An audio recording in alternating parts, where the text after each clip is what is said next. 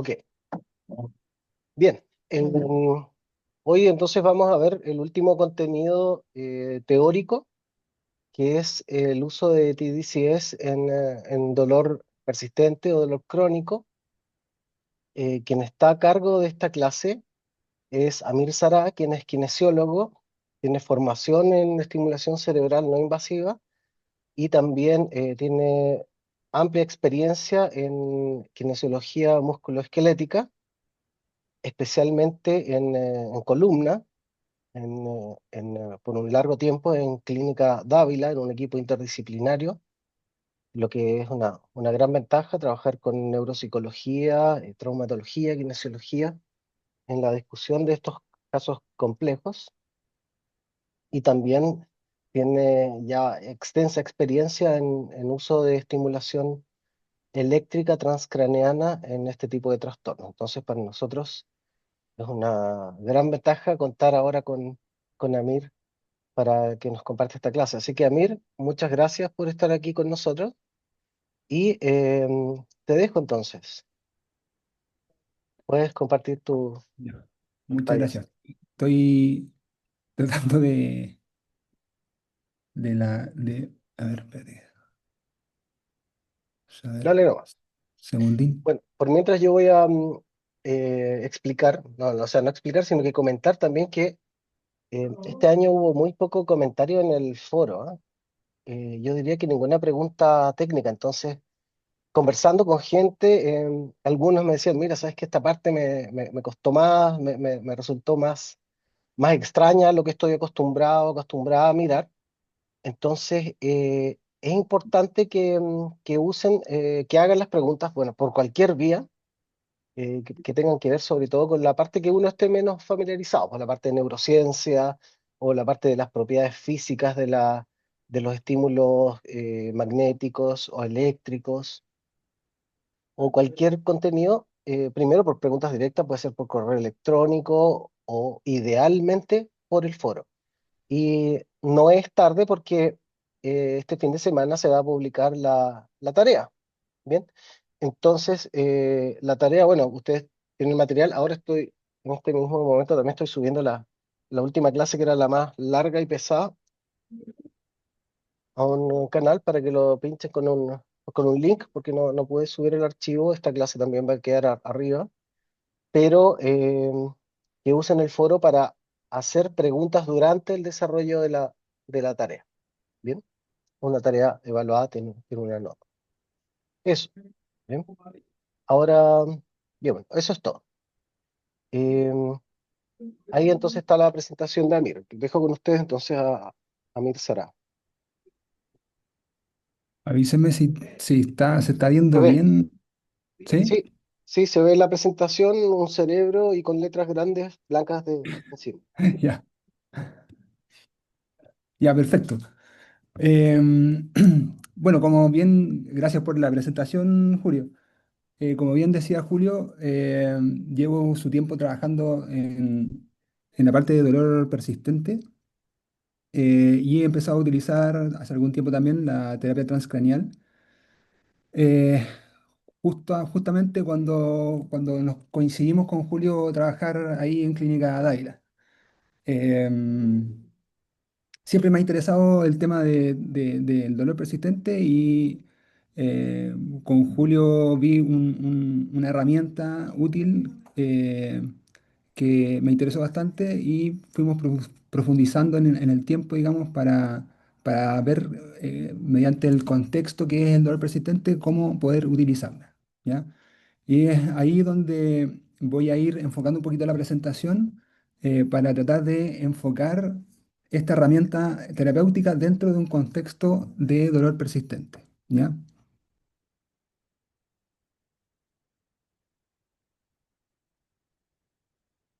Lo que vamos a ir viendo, primeramente, que me interesa mucho, es ver un poco la reconceptualización del dolor, que es lo que hemos estado viendo en la actualidad, los cambios que han habido respecto de cómo somos capaces de entender el dolor, sobre todo los profesionales de la salud. Vamos a ver ciertos fundamentos neurofisiológicos del dolor crónico. Dolor crónico para los profesionales, dolor persistente para los pacientes. Esa es como una clave, digamos. ¿Ya? Fundamentos neurofisiológicos también de la terapia transcranial directa, de la terapia eléctrica directa, ¿ya? Y vamos a ver una integración, vamos a ver la evidencia científica que hay detrás, actual, vamos a reflexionar sobre esta evidencia científica y vamos a ver una aplicación clínica que es de una usuaria mía, ¿ya? Entonces vamos directo a lo que es reconceptualización del dolor. Hoy en día, voy a ir rápido de esto, hoy en día me es importante que ustedes puedan ver esto porque puede ser que alguno esté familiarizado un poco con los términos, pero nunca está de más, digamos, poder reforzarlo, ¿ya? En nuestra formación siempre hemos tenido una formación bien biomédica eh, que nos da ciertas barreras a la hora de poder enfrentarnos a un paciente que cursa con dolor persistente, ¿ya? Nuestras primeras, digamos, formas de entender siempre ha sido desde la visión centrada en el daño, es decir, encontramos una estructura que está con problemas y a eso le atribuimos, ¿no es cierto?, la sensación de dolor. Cuando en realidad lo que tenemos que hacer es ver, ¿no es cierto?, que esa persona, aparte de tener esa estructura tal vez que está con un deterioro, está centrada, ¿no es cierto?, en un padecimiento, hay un contexto, hay un ambiente. Y eso nos hace ver que no solamente tenemos que tratar, ¿no es cierto?, y evaluar una persona como un ser vivo, ¿no es cierto?, la estructura, ¿cierto?, sino que tenemos que evaluarlo como un ser vivido, ¿ya?, donde esa estructura interactúa con un medio ambiente y muchas veces ese medio ambiente es mucho más importante que el ser vivo. Conceptualmente siempre hemos tenido la conciencia, digamos, de que ya desde Descartes teníamos una cierta relación entre el cerebro y el dolor, ¿ya? Básicamente lo que él hablaba es que teníamos un comportamiento lineal donde el dolor se generaba a partir de un centro en el cerebro que era específico del dolor. Había como un cableado, digamos, entre el estímulo, ¿no es cierto?, podíamos tener en la piel, por ejemplo, y se mandaba este impulso nervioso hasta el cerebro hasta el centro del cerebro que nos codificaba como de dolor, ¿ya? Hoy en día sabemos que eso es distinto, totalmente distinto, ¿no? El comportamiento que tiene el dolor es absolutamente emergente, ¿ya? Es como si estuviéramos caminando, o sea, y fuéramos conduciendo, digamos, en una carretera, ¿no es cierto? Siempre el mismo trayecto a nuestra casa y hay días en que nos toca más tráfico, otros días nos toca menos tráfico, a veces tenemos que hacer un esfuerzo porque alguien se nos adelanta, qué sé yo. Siempre ese es el comportamiento que vamos a ir viendo detrás de la experiencia dolorosa. Es emergente, es día a día, es momento a momento, ¿ya? Y depende de los estímulos que van ocurriendo en cada instante.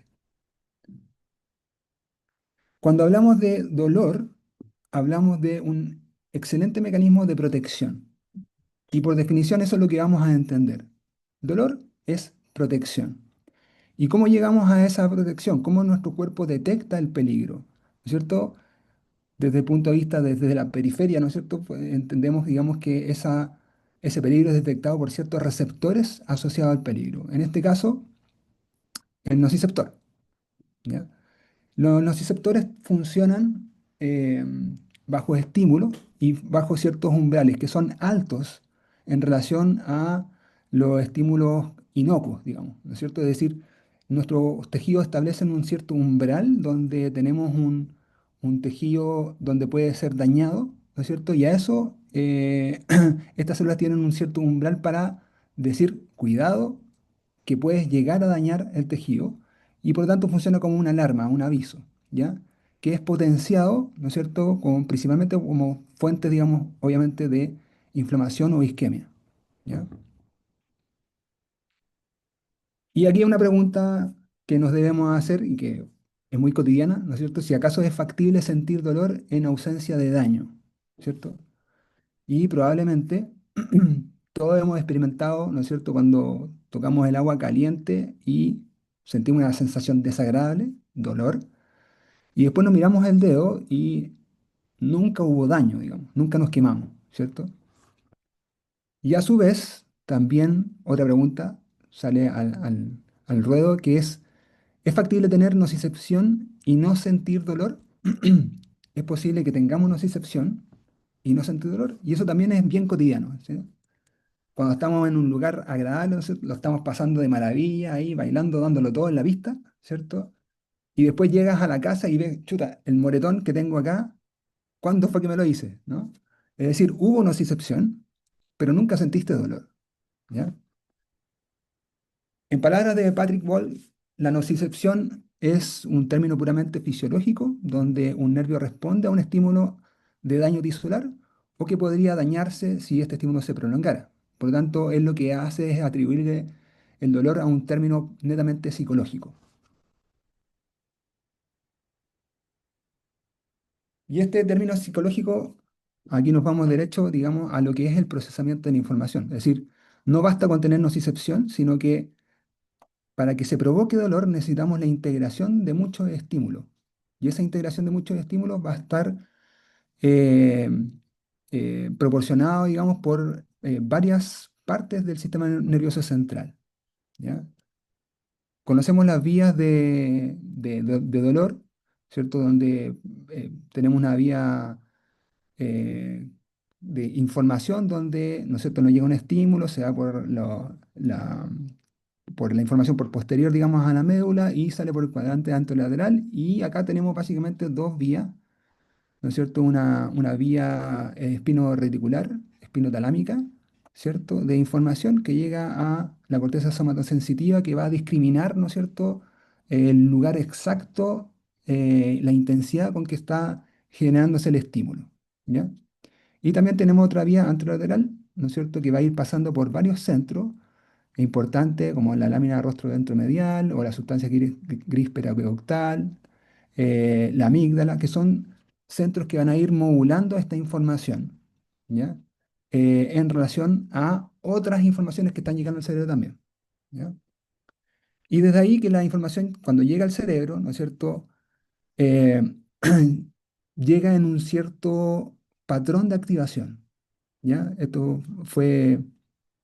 eh, fue dicho, digamos, por Melzack, y propuso, digamos, este modelo de la neuromatrix del dolor, ¿ya? Donde hay ciertas áreas responsables digamos, de la generación del dolor y que coinciden o se correlacionan con una cierta mayor actividad, ¿ya? Y cuando se genera este patrón de activación, ¿no es cierto? También hay formas específicas dentro de esta neuromatrix que podrían denominarse como neurofirma, ¿ya? Y así es como que existe una neurofirma asociada al dolor, ¿ya?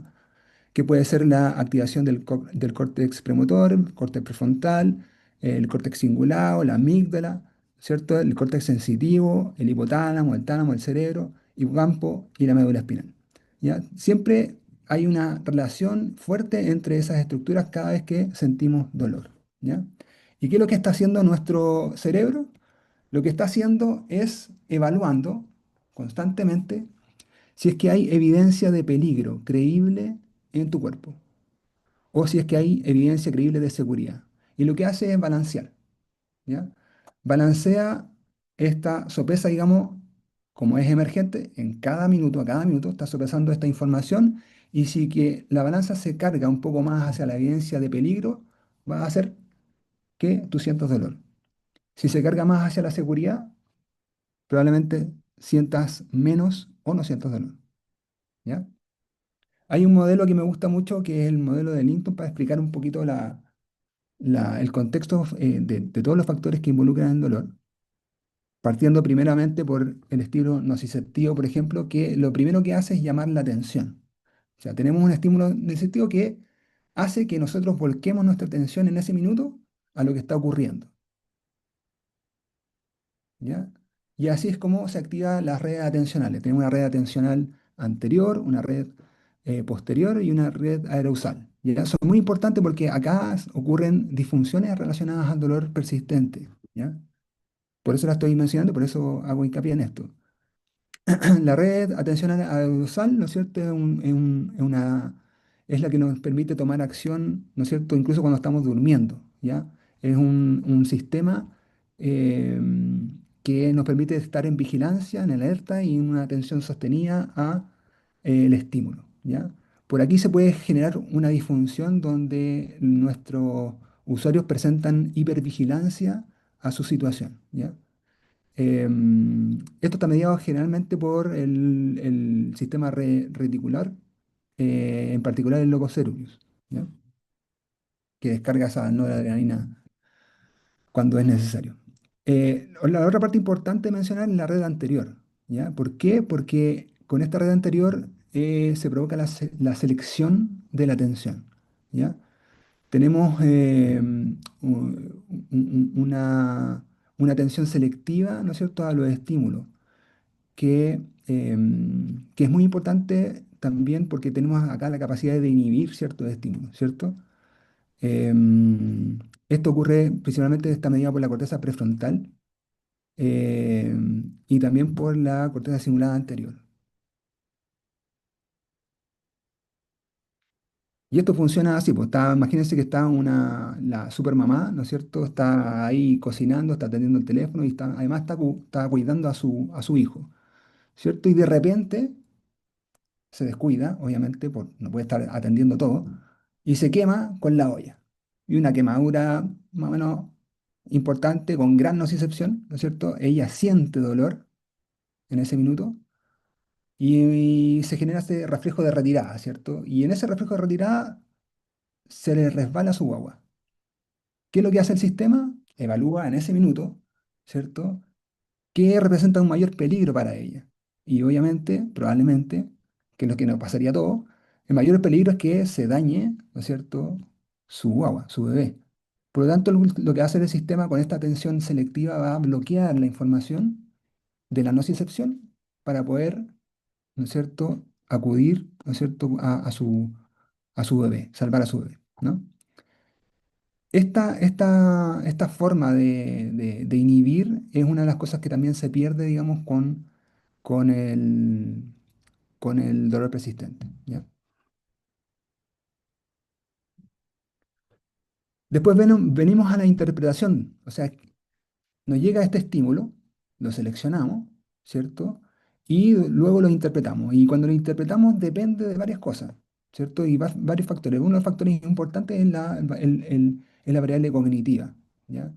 Por ejemplo, en este estudio de Mosley, que es uno de los grandes investigadores, digamos, relacionados al dolor y a la educación en el dolor, que es uno de los dueños, digamos, de NOI Group, del cual pertenezco y soy instructor para Latinoamérica, por eso lo pongo ahí. Eh, lo que hizo fue poner, ¿no es cierto?, un electrodo con menos 22 grados Celsius, ¿no es cierto?, a generar un estímulo doloroso, ¿ya? La única diferencia que hizo fue colocarle una luz azul al estímulo y una luz roja en diferentes ocasiones a las personas, ¿ya? Y obviamente la luz roja representa peligro en nuestro entendimiento de una persona normal, digamos, y el azul representa algo, un estímulo más seguro. Frente al mismo estímulo de los menos 22 grados Celsius, la gente reportaba diferente sensación, diferente experiencia dolorosa, ¿ya? Obviamente, las mismas personas que reportaban, por ejemplo, un dolor de 10 podían reportar dolor de 3, ¿ya? Un dolor de 10 con la luz roja y un dolor de 3 con la luz azul, ¿ya? Estos se han hecho muchos estudios respecto a esto, ¿ya? Y en general nosotros tenemos una cierta valoración de todo lo relacionado, todos los factores cognitivos relacionados al dolor persistente y evaluamos las creencias más adaptadas, el miedo de evitación, incertidumbre, seguridad, expectativa, la flexibilidad cognitiva y la autoeficacia como una medida de evaluación y valoración de esta cognición. Dentro de esta variable cognitiva, una de las cosas que más se ha estudiado es la catastrofización, ¿ya? La catastrofización se ha estudiado y acá se han encontrado importantes, digamos, relaciones con la disfunción que ocurre en el cerebro asociada a este sistema de información, como por ejemplo la hipervigilancia. ¿ya? Cuando las personas presentan dolor leve, se correlaciona con áreas cerebrales relacionadas a la sensación desagradable del dolor, ¿ya? No así al área sensitiva. Eh, y en el dolor más intenso se correlaciona negativamente con regiones encargadas de la inhibición descendente, como la corteza prefrontal dorsolateral, ¿ya? Es decir, tienen poca capacidad de poder inhibir, ¿ya? Y las emociones, por otro lado, también se ha investigado mucho cuando hacen pasar, por ejemplo, un estímulo doloroso y te presentan, digamos, diferentes imágenes, unas que representan peligro y otras que son neutras y otras que son como agradables y se ven diferencias. Obviamente la gente va a experimentar mayor dolor cuando se conjuga el estímulo con emociones, digamos, desagradables.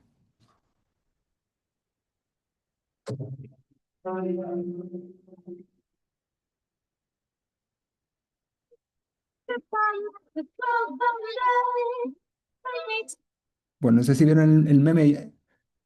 eh, este es un poco para explicar un poquito lo que viene después, ¿ya? ¿Qué es lo que hago con esta información, con esta integración, con lo que yo entiendo por amenaza en ese minuto? Em, la respuesta, ¿cierto? Podemos tener la misma nocicepción. Ahí el meme habla, digamos, de cómo cocina uno y cómo cocina la mamá, ¿cierto?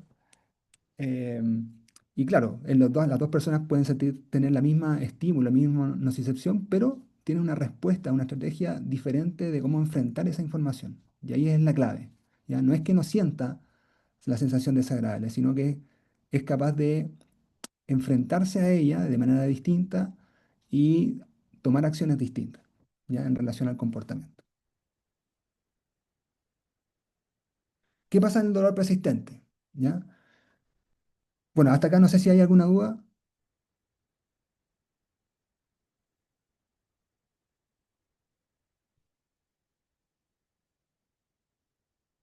¿no? No, parece que no. Ya.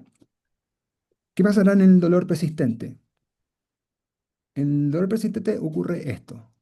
Es una sobreprotección, ¿ya? Todo nuestro sistema de protección, que es súper importante para nosotros, pero es un sistema que de alguna manera empieza a adaptarse a un sistema de hiperprotección, ¿ya? Cuando lo analizamos en relación al tiempo que la persona persiste dolor y el daño de algún tejido, podemos ver que inicialmente el dolor está más relacionado a la inflamación, a todo el proceso de reparación en sí, y luego va bajando, ¿cierto? Esa es la conducta normal. Pero hay ciertas personas que el dolor persiste más allá del tiempo de la reparación. Por eso es que la clasificación como tradicional del dolor persistente es que una persona que sienta dolor continuo más allá de 3 meses, ¿no? Que es un poco el tiempo de reparación normal, digamos, de un tejido. Y cuando ocurre eso, lo que vamos a ver es que el sistema nervioso se adapta a un sistema de sobreproteger las estructuras, ¿ya? Y lo que va a ir ocurriendo en el sistema nervioso en la adaptación en general tiene que ver con un aumento de la sensibilidad de la detección del peligro, ¿cierto? Es decir, bajan los umbrales, ¿ya? Va a haber un aumento de los marcadores ectópicos en los nociceptores primarios, o sea, a mayor cantidad de receptores asociados a esta transmisión. Y también va a haber un aumento de la sensibilidad de la transmisión de peligro, ¿ya? Todo el sistema va a cambiar en relación a potenciar, digamos, la experiencia, ¿ya? Y algo que en el último tiempo se ha estudiado bastante es sobre un modelo neuroinmune asociado al dolor. Y acá un rol clave juegan los AMPs, no sé si lo han escuchado, que son patrones moleculares que están asociados por ejemplo, a agentes patógenos, están asociados a un daño, están asociados a citoquinas, están asociados a las aminas o están asociados a xenobióticos, ¿ya? Son importantes y en especial han cobrado bastante interés en el último tiempo los CAMS y los DAMS, obviamente. Los CAMS, que tiene que ver con las citoquinas, porque las citoquinas en sí eh, median conducta, ¿ya? O sea, tenemos patrones específicos que se van a generar a partir de ciertas conductas, ¿ya? En el caso, digamos, de los DAMPs, que son relacionados al daño, bueno, la liberación de ATP, qué sé yo, va a generar cambios que van a alterar la plasticidad sináptica en el hipocampo y la corteza prefrontal, ¿ya? Y los CAMPs se van a generar disfunciones en el eje hipotálamo hipofisiario, adrenal y también una reducción del volumen de la corteza prefrontal. A eso se ha visto asociado, ¿ya? Los CAMPs, son en el fondo estos patrones asociados a la citoquina, piensen ustedes que el cuerpo siempre está en un balance entre citoquinas proinflamatorias y antiinflamatorias. Y nuestro comportamiento, la forma en cómo vivimos, no sé, digamos, actividades que nosotros realizamos, lo que comemos, lo que escuchamos, lo que vemos, todo eso va a formar parte, digamos, de cómo se va a ir balanceando este sistema de citoquina. Y si estamos acá al lado de la proinflamación, ¿cierto? Vamos a tener, digamos, una predisposición a aumentar, digamos, este cambio en el sistema nervioso relacionado con la hiperactividad, ¿ya? Y lo que se ha visto es que esta citoquina en el sistema nervioso central em, son captadas, o sea, son captadas en el astrocito. ¿Ya? Es decir, cuando va pasando por la torrente sanguíneo en el cerebro, estos astrocitos son capaces de captar a través del receptor TOL este patrón molecular que es riesgoso, ¿cierto? Y lo que hace es amplificar la sinapsis de la nocicepción, ¿ya? Em, y eso es un poco lo que hace también que se perpetúe el dolor en el tiempo también, ¿ya? Bueno, este modelo neuroinmunológico del dolor parte con, ¿no es cierto?, con esta estimulación de los AMPs que activa el sistema neuroinmune. Estos AMPs donde se genera citoquina, se generan la neuroinflamación y esta persistencia del estado inflamatorio del cuerpo afecta la transmisión nociceptiva, ¿no es cierto?, de las funciones cognitivas y emocionales. Se generan alteraciones cognitivas emocionales y eso refuerza la percepción de dolor. Es decir, como entramos en como un círculo, en un bucle, digamos, de mantenimiento del dolor. ¿Hasta aquí alguna duda?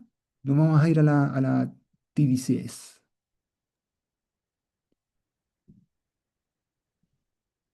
Ahí hay una pregunta de Tamara Romani. A ver. Ya, ahí se escucha. Ay, te escucho. Todo lo que hablaste inicialmente sobre como la forma en que cada uno interpreta el dolor, lo de la mamá que cocina y le duele, no sé qué, es en un dolor normal, o sea, en un dolor no persistente. Ujú. Ya. ¿Y eso tiene alguna relación con cómo un paciente podría, o sea, si un paciente podría llegar a presentar un cuadro de dolor persistente o no? Me refiero a que si un paciente ingresa conmigo en una etapa aguda, no sé, fractura, yo tengo que promover en ese paciente para evitar un cuadro de dolor persistente que integre el dolor de esa forma, como quitándole la gravedad al asunto, o no está relacionado. Sí, sí, tú vas a tener ciertos pacientes que van a ser potencialmente crónicos. Y ahí, en términos del sistema, neurofisiológicamente no vas a tener cambios adaptativos relacionados al dolor. ¿Ya? No vas a tener ese dolor difuso, dolor que no tiene relación un poco con la estructura. Eso se ve después. Esos son los cambios que van a ir ocurriendo en el sistema nervioso central. Pero hay factores que son predisponentes de eso. Y eso es la alerta que tú tienes que tener cuando te enfrentas a un paciente en etapa aguda y que es potencialmente crónico. Como por ejemplo la catastrofización. Ujú. Si tienes alta catastrofización, es un paciente que tiene riesgo de cronificación. Y ahí Ok, hay otros factores también, pues, factores emocionales que puedes evaluar, qué sé yo, asociados a lo mismo. ya, gracias. súper. Yo tengo Amir, una pregunta. Ah, Sí, perdón. sí.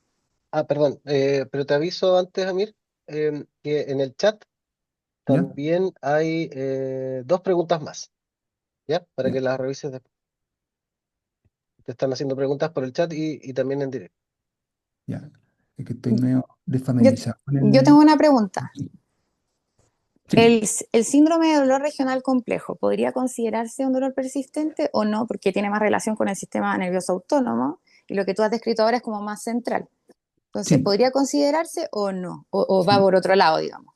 No, sí podría considerarse. De hecho, no puse la lámina ahí, pero hay una vía de sistema nervioso autónomo relacionado al dolor.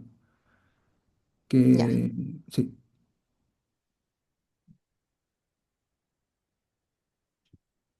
La persistencia de la sintomatología en sí va a compartir las mismas disfunciones, ¿ya? Que es lo que vamos a ir viendo un poco ahora, ¿ya? Que tiene que ver con la rigidez del sistema nervioso por falta de inhibición, generalmente. ¿Ya? Y en lo que fundamenta un poquito la aplicación de la TDCS.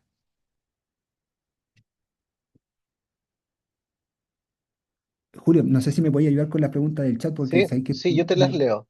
Mira, la primera es de Michelle Casanova. Dice, hola, consulta, ¿el síndrome de dolor regional complejo es un tipo de dolor crónico o es distinto? ¿Opera Ahí, con mecanismos diferentes? la pregunta que Muchas hicieron recién. gracias. Sí, parecido. ¿Sí? Y la segunda es de Marcela Figueroa. Dice, ¿tiene influencia o influyen en esto las enfermedades que afectan el sistema nervioso central y el periférico? Por ejemplo, la diabetes. Sí. Sí, porque y tiene que ver con un poco con lo que hablaba recién de la citoquina, de los patrones moleculares. ¿Ya? Sí, metabólicamente, eh, bueno, se ha estudiado por separado, digamos, por ejemplo, la condición como factores de riesgo para cierta cronicidad en ciertas enfermedades, como el dolor lumbar, qué sé yo. Pero en sí, como el fundamento, digamos, es que un medio ambiente proinflamatorio haría, digamos, un aumento, digamos, de actividad de este circuito. ¿Ya? Y por lo tanto, ese aumento de actividad es el que va a ir generando estos cambios adaptativos.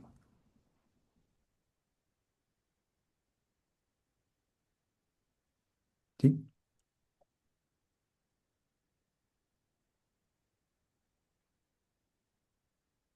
Ya, Yo tengo una ¿seguimos? pregunta. Ah, Julio, dale, dale. Em, Oye, me puse a mirar ahora mientras explicabas un Mm, poco más del rol de estas citoquinas en los cambios conductuales. ujú. Y claro, afectan la memoria de trabajo, sobre todo, también el aprendizaje en general. Y hay modelos animales en los que inducen estos ambientes inflamatorios por medio de estímulos nociceptivos y hacen entonces este modelo del ambiente inflamatorio que propicia estas alteraciones que tú mencionas, Mm. lo conductual y lo perceptual. Y mi pregunta es, cuando hay evidencia o qué se sabe de la reversibilidad de ese fenómeno, de lo que ocurre en el sistema nervioso, independiente de cuánto baja la depresión o cuánto baja el dolor, ¿hay cambios después? ¿Se revierte esta alteración glial y neuronal? ¿Qué se sabe de eso o no Yo se creo que sabe bien? sí, no se sabe mucho todavía, porque está recién partiendo como, yo te diría como 5 años atrás, 10 años atrás, está recién como tomando fuerza, digamos, el tema del sistema neuroinmune. Eh, y se está conociendo recién esto, pero los estudios que hay no están como hacia el lado del tratamiento todavía. Como hay muy poca evidencia respecto a eso, como en funcionamiento en sí. Hay reportes, digamos, de lo que ocurre, digamos, pero no en sí como de la citoquina. Mm. Y me imagino que lo que se sabe se debe saber todavía en mamíferos no humanos. Sí, exactamente. En todo Sí, lo que está aquí son trabajos en ratas. Ya, gracias. sí. Ya, seguimos. Entonces, respecto a los fundamentos fisiológicos de la DCS, probablemente ya lo han visto en algunas clases anteriores, ¿no? Bueno, tenés un aparato, ¿no es cierto?, que lo que hace es entregar corriente directa, o sea, una corriente continua, y hay un flujo de corriente que va desde un electrodo a otro, desde el electrodo positivo al electrodo negativo. Bien, esta corriente atraviesa, ¿no es cierto?, el cuero cabelludo, el hueso, qué sé yo, y se va hacia las estructuras corticales iniciales y se transmite, digamos, hasta el otro electrodo. Eso es lo que es, son corrientes de baja intensidad, ¿ya? Habitualmente en el dolor crónico se utiliza hasta 2 miliamperes. ¿Qué es lo que va a ocurrir? eh, Se va a generar una modificación de la excitabilidad basal de las neuronas. Cuando colocamos la corriente bajo el electrodo positivo del ánodo, va a ocurrir una hiperpolarización de las dendritas como más cercanas al electrodo y se va a generar una despolarización del soma de estas neuronas piramidales. ¿Ya? Y a su vez, cuando llega la corriente hacia el cátodo, va a ser lo contrario. El soma de estas neuronas piramidales se van a hiperpolarizar y las dendritas se van a despolarizar. En ningún caso acá se va a generar potencial de acción. No, no es lo que ocurre con esta corriente, no es como la magnética transcranial. ¿Ya? Acá lo que vamos a hacer es potenciar un estado, ¿no es cierto?, que bajo el ánodo va a generar una facilitación de la sinapsis de esa neurona y bajo el cátodo vamos a inhibir la sinapsis de esa neurona. ¿Ya? Em, por lo tanto, eso hace que de la TSS sea dependiente de estado. ¿Ya? Es decir, si tenemos actividad, va a ocurrir un cambio porque se va a potenciar, digamos, o se va a inhibir. Pero si no está pasando nada, digamos, no va a ocurrir nada, digamos, ¿ya?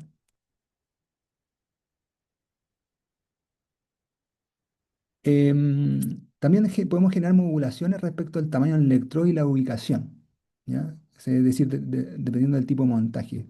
Si colocamos, por ejemplo, un electrodo pequeño y otro grande, por ejemplo, un ánodo pequeño y un cátodo grande, vamos a tener una estimulación más focalizada hacia las estructuras que están bajo el ánodo, ¿ya? En cambio, si son dos electrodos grandes, la distribución, digamos, del paso de la corriente y el campo eléctrico que genera va a ser más distribuido, más amplio, ¿ya? A partir de esto, digamos, se han hecho aplicaciones como la que se hace que se llama HD, ¿ya?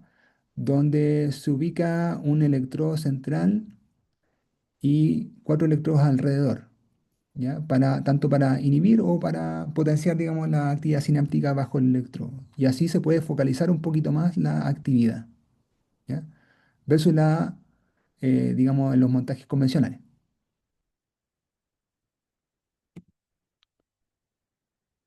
Los efectos de la TDCS persisten más allá de la sesión de estimulación, ¿ya? Y acá los efectos están relacionados con activación de mecanismos que son similares a la plasticidad sináptica que ocurre en la potenciación de largo plazo y la depresión de largo plazo, ¿ya?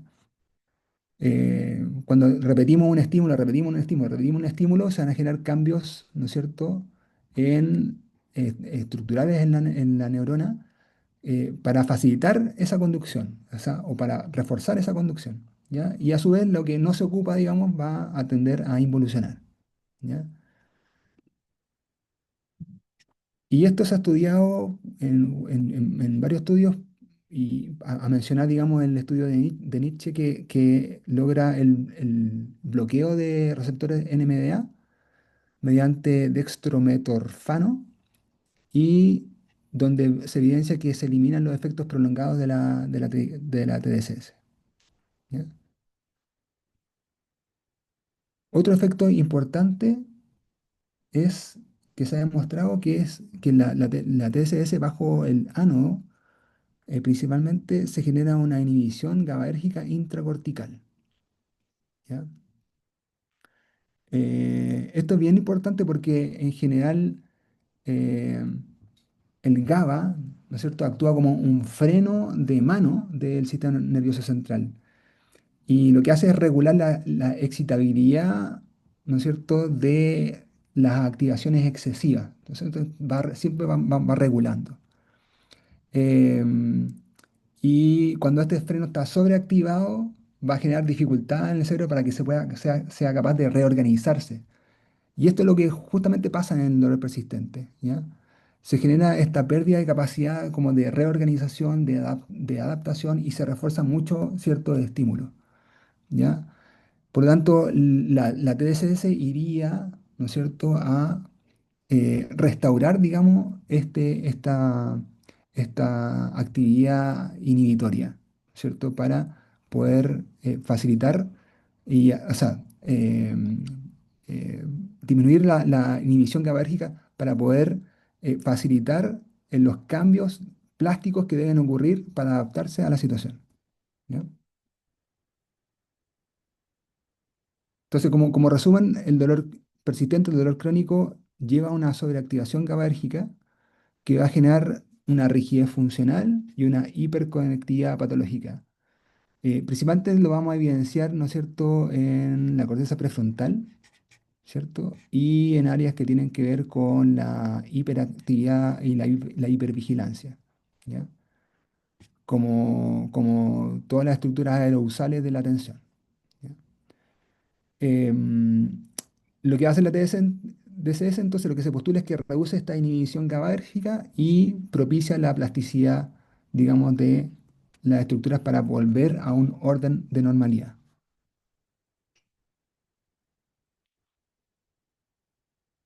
¿Cómo se ha estructurado esta aplicación en dolor persistente? Bueno, para ubicar los electrodos utilizamos en los montajes 10-20, que me imagino que lo han visto, ¿cierto? Y tenemos dos tipos de montaje que son característicos.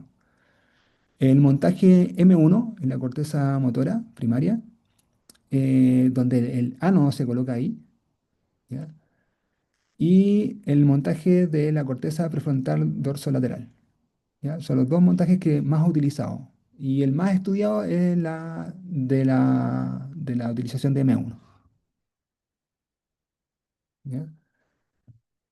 M1 se generaría el estímulo por el cual, como tiene alta conectividad esta zona con otras estructuras relacionadas al dolor, provocaría, digamos, estos cambios que son los que hablamos recién, ¿ya?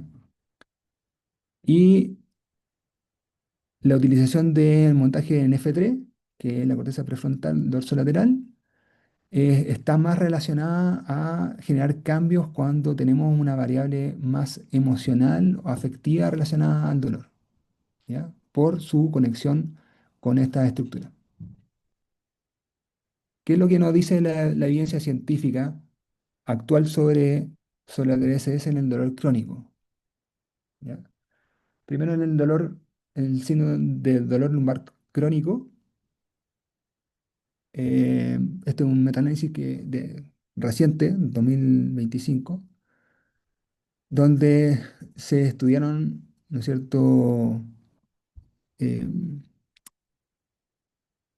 o sea, se logró evidenciar, digamos, que hay una reducción en 1,95 en la escala de EVA en estos pacientes. La utilización de la estimulación en general fue sobre M1, ¿ya? Y se encontraron que había ciertos cambios positivos adicionales cuando se intervenía con otras terapias, se combinaba con otras terapias, ¿ya? Como la terapia física, ¿ya? También hay otro estudio bien actual que trata de evidenciar un poco los cambios que ocurren en otras patologías musculoesqueléticas como el dolor de rodilla, la osteoartritis, el dolor lumbar y el dolor de hombro, ¿ya? También se han encontrado cambios positivos relacionados a la aplicación, y se ha encontrado también un tamaño de efecto importante, aunque clínicamente, ¿no es cierto?, un cambio entre uno o dos, por ahí, si bien es significativo, para el paciente tal vez no lo sea tanto, ¿no? una de las patologías más estudiadas con la TSS es la fibromialgia, ¿ya? Y acá tenemos datos que también son relevantes. Este metaanálisis también, que incluía 20 estudios y 11 estudios cuantitativos y 20 estudios cualitativos, encontraron que en M1, en la estimulación en M1, a la izquierda era lo que más se utilizaba, ¿ya? Se utilizaba 2 miliamperes, ¿cierto? Y había una reducción significativa del dolor con este tipo de estimulación. Y lo último también que se ha tratado de estudiar son las consideraciones relacionadas a la edad en la estimulación, ¿ya? Y acá encontramos que, tenemos cambios bueno, trataron, digamos, de evaluar la estimulación en adolescentes y en personas adultas mayores y vieron que había cambios significativos en las adultas mayores y no se encontraron en adolescentes, pero también habían pocas cantidades de estudios de adolescentes, ¿ya? Pero en general lo que podríamos atribuir es que hay podría haber una diferencia, digamos, en el efecto que podemos conseguir a diferentes edades, ¿ya? En conclusión, los efectos analgésicos de la TSS varían según la localización del dolor y los parámetros de estimulación, siendo la estimulación anoica en M1 la estrategia más eficaz, yo diría que más estudiada también, ¿ya? La combinación de la TSS con terapias complementarias como la fisioterapia podrían optimizar resultados terapéuticos y la edad del paciente podría influir, ¿no es cierto?, en la respuesta al tratamiento, ¿ya? Obviamente hay mucha heterogeneidad, digamos, de los protocolos de estudio y lo que hace una necesidad evidente, digamos, de poder generar una mayor cantidad de estudios para poder estandarizar ciertos protocolos de acción, ¿ya? Aún existen parámetros inciertos, ¿no es cierto?, que podemos considerar que tienen que ver con el posicionamiento de los electrodos, la duración del estímulo, la intensidad, el tiempo en relación con el desempeño de la tarea, la individualización de los protocolos de estimulación y también con la interacción de fármacos, ¿ya? Sin embargo, hay un consenso que se ha hecho, este consenso se hizo en el 2019, donde se establece como una cierta recomendación. ¿Cuáles son estas recomendaciones? Son que la posición del electrodo, ¿no es cierto? Si tenemos un dolor unilateral o bilateral, la estimulación debería hacerse con el ánodo en la región contralateral al dolor, ¿no es cierto? En la región M1, ¿ya? Y el cátodo de la región ipsilateral al dolor en la región supraorbital, ¿ya? Los tamaños de electrodo utilizados debería ser el de 5 centímetros, ¿ya? 5 por 5 o el de 5 por 7, ¿ya? Uno electrodo de 5 y otro electrodo de 7. Obviamente utilizar esponjas con una solución salina y la amplitud recomendada son 2 miliamperes, ¿ya? ¿Cuánto tiempo de estímulo se realiza? Entre 20 a 30 minutos, ¿ya? Y tiene que ser consecutivo, es decir, entre 5 a 10 sesiones de estímulo consecutivo, una vez al día, ¿ya?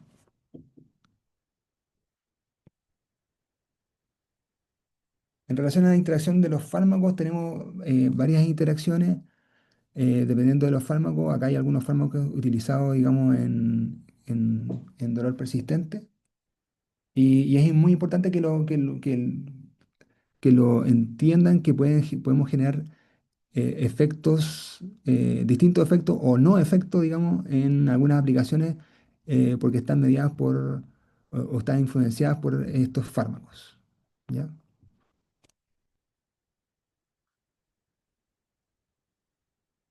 Hasta aquí, ¿alguna pregunta? Hay preguntas aquí en el chat. Dale. Dice una nueva pregunta. ¿A qué se podría atribuir mayor efectividad en disminución de dolor en adultos mayores que en adolescentes? Lo que se plantea en los estudios es que tiene que ver con las diferencias de desarrollo que hay en los adolescentes versus eh, el adulto mayor, digamos. Eso es lo que se plantea. Ahora, eh, también la cantidad de estudios que hay en adulto mayor versus los adolescentes también es bien importante como para poder considerarlo. Así que yo creo que también pasa por un tema de la cantidad de estudios que hay relacionados. Ya. Y hay otra pregunta de Marcela Figueroa. Dice, si están en tratamiento, ¿estos fármacos deben suspenderse mientras duren las sesiones de TDCS? Em, la verdad es que no podría responder esa pregunta porque depende, yo creo que de caso a caso y la indicación médica es la que va a mandar, digamos. Si hay un tratamiento, yo creo que es muy importante la conversación con el médico, por ahí de poder ver los alcances terapéuticos que podemos llegar a tener con la TCS y el tratamiento farmacológico que está llevando. Pero es importante entender como que podemos generar un efecto o no efecto de la situación en sí. No me ha tocado a mí tener, generalmente como los pacientes con dolor persistente, eh, cuando entran en tratamiento y como que ya no están fuera de medicamento. Hay algunos que inicialmente siguen una medicación, qué sé yo, y claro, ahí nunca he puesto TDCs. Lo que yo he hecho es colocar lo que vamos a hablar más adelante, pero eh, yo creo que no debería colocarlo cuando hay un medicamento de estos tipos de medicamentos que están, digamos, utilizándose. Ya. Interesante la pregunta porque, claro, hay medicamentos que también están asociados a otros cuadros que coexisten con el dolor crónico, por ejemplo, los trastornos del ánimo.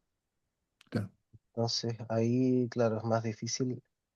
em, si hubiese que, o sea, es mucho más difícil el tratamiento y en ese caso lo que se omite es la estimulación, dado que el efecto de quitarle el fármaco es mucho peor. claro, es un riesgo. Y hay interacciones importantes con algunos medicamentos, por ejemplo, la sertralina Mm, y también algunas benzodiazepinas e interacciones también más importantes que las personas tienen que seguir tomándola por el cuadro que tienen, pero si en algún porcentaje pueden tener efectos no deseados, como que afecten, por ejemplo, que provoquen trastornos del sueño. claro, Entonces ahí habría que preguntarle al médico qué opina de cambiar esa medicación. claro. Em, Otra pregunta que hay aquí en el chat. Vanessa Viere pregunta, ¿qué evidencia existe en casos de neuropatías periféricas? Hay evidencia, no es muy concluyente. eh, eh, Hay evidencia de neuropatías periféricas del uso de TSS, pero no hay suficientemente estudios para poder realizar una revisión sistemática, por ejemplo, como las que se han hecho en los otros cuadros. Pero sí hay, y hay a favor y hay en contra. Ok. Y por último, en caso de dolor no persistente, esta pregunta la hace Tamara Remenick.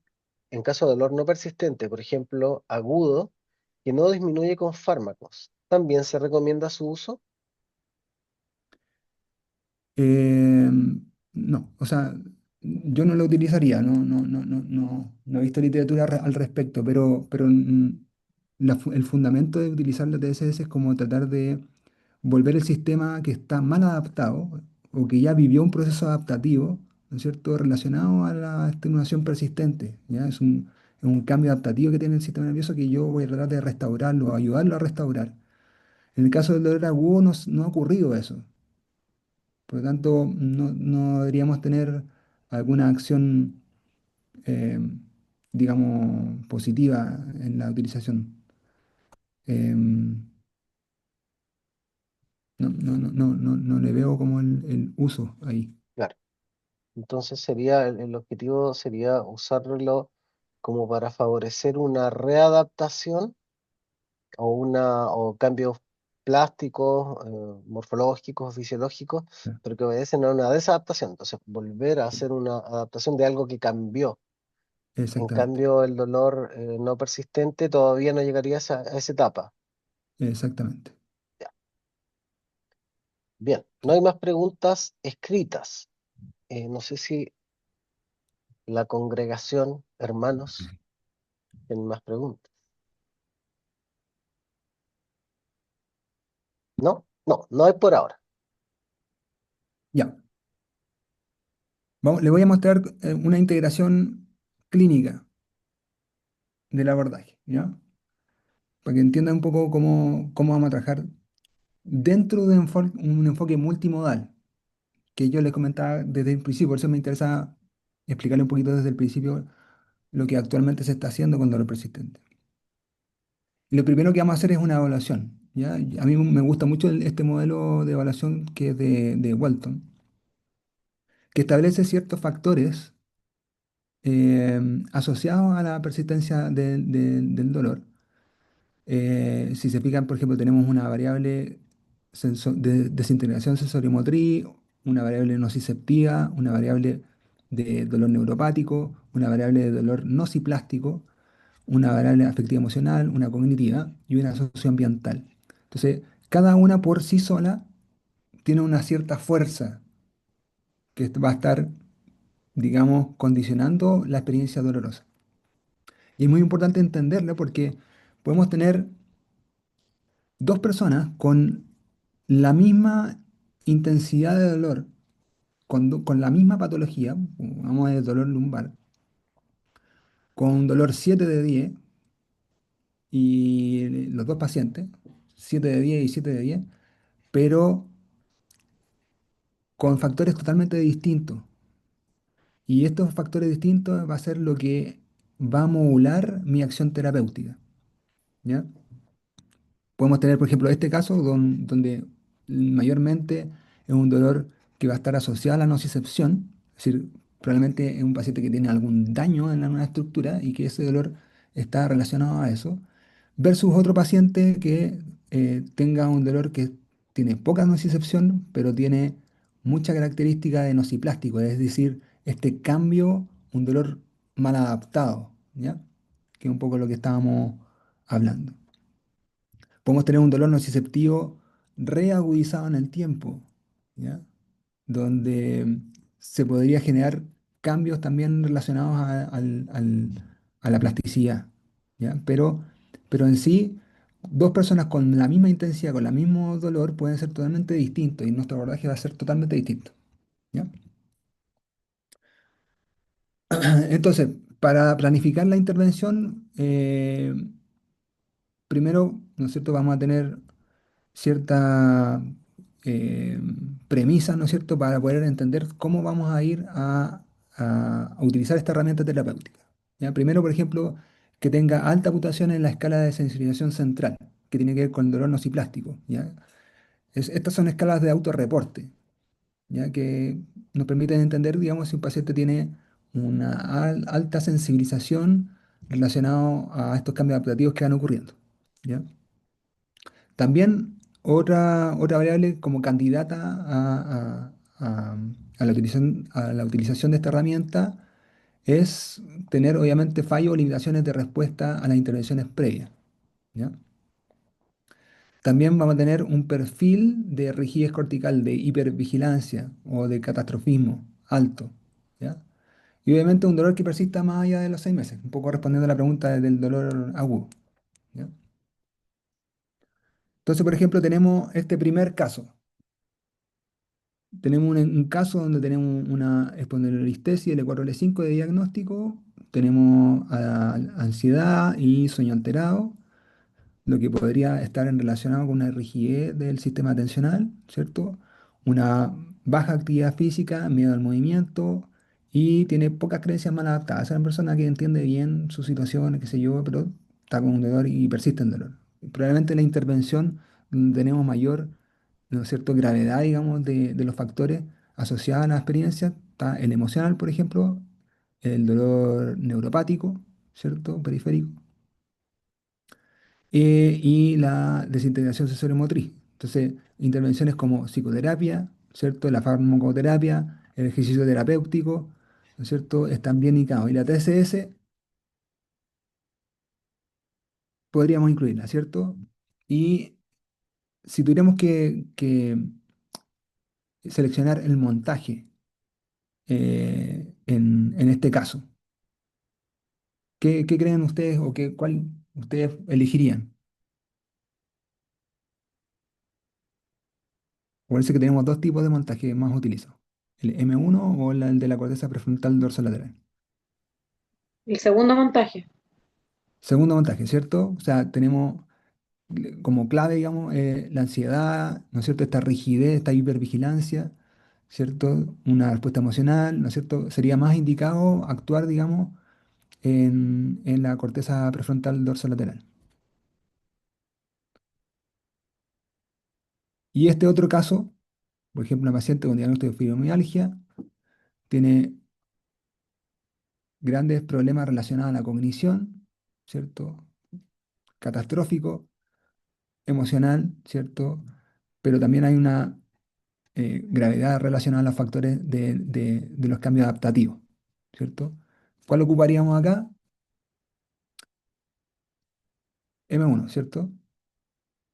Sería lo más indicado. ¿Sí?